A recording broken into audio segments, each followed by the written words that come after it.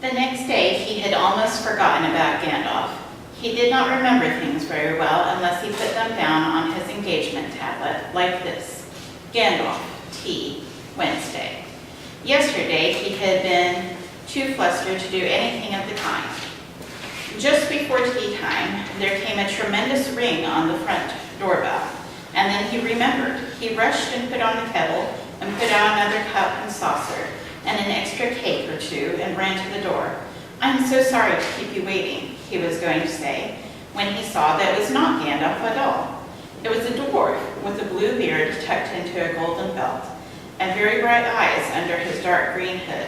As soon as the door was opened, he pushed inside, just as if he had been expected. He hung his hooded cloak on the nearest peg and said, "Wallen, at your service," he said with a low bow. "Oh, sir." "Bilbo Baggins at yours," said the Hobbit, too surprised to ask any questions for the moment. When the silence that followed had become uncomfortable, he added, "I am just about to take tea. Pray come and have some with me." A little stiff, perhaps, but he meant it kindly. And what would you do if an uninvited dwarf came and hung his things up in your hall without a word of explanation?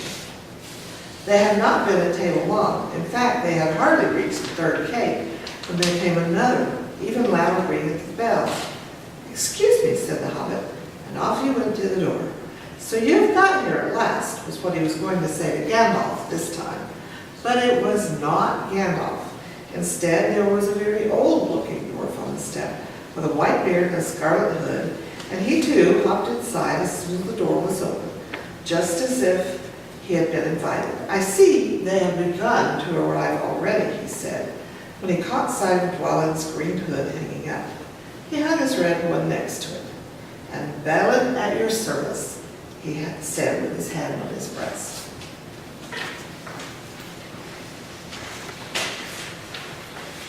"Thank you," said Bilbo with a gasp. It was not the correct thing to say, but they had begun to arrive and had flustered him badly.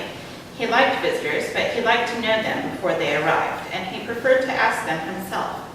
He had a horrible thought that the cakes might run short, and then he, as the host, he knew his duty and stuck to it, however painful he might have to go without.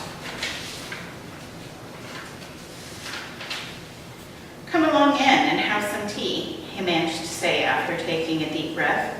"A little beer would suit me better, if it is all the same to you, my good sir," said Balin with the white beard. "But I don't mind some cakeseed cake, if you have any." "Lots," Bilbo found himself answering, to his own surprise, and he found himself scuttling off to the cellar to fill a pint beer mug and to the pantry to fetch 2 beautiful round seed cakes, which he had baked that afternoon for his after-supper morsel.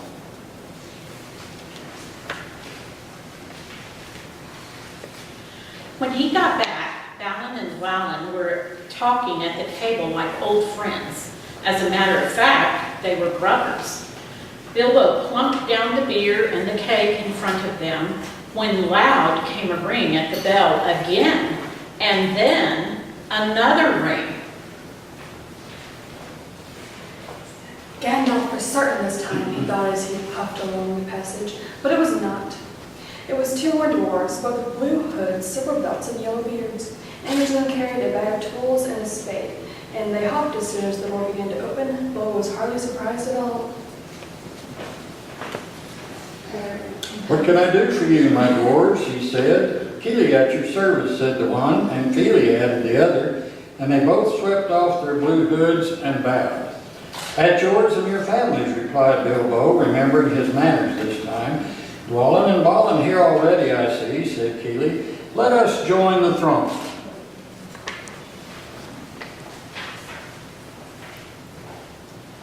"Throng," thought Mr. Baggins. "I don't like the sound of that. I really must sit down for a minute and collect my wits and have a drink." He had only just had a sip in the corner while the 4 dwarfs sat around the table and talked about mines and gold and troubles with the goblins and the depredations of dragons and lots of other things he did not understand and did not want to, for they sounded much too adventurous, when ding-dong-a-ling-dang, his bell rang again, as if some little naughty hobbit boy was trying to pull the handle off. "Someone at the door," he said, blinking. "Some four, I should say, by the sound," said Philly. "Besides, we saw them coming along behind us in the distance." The poor little hobbit sat down in the hall and put his head in his hands and wondered what had happened and what was going to happen and whether they would all stay to supper.